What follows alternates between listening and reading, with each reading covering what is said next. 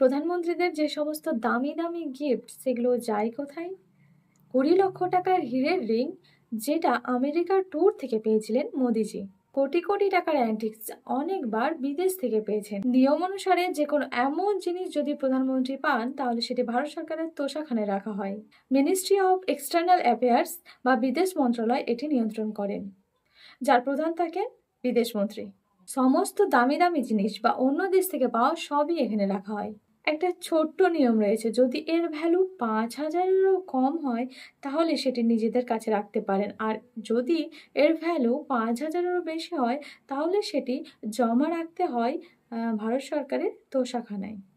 আর ভারত সরকার চাইলেই সেটি বিক্রি করে সে অর্থ জমা রাখতে হবে সরকারি তহবিলে। কিন্তু কোনো মন্ত্রী নিজেদের পার্সোনাল কাজে এটি ব্যবহার করতে পারেন না, এটি ইনলিগ্যাল।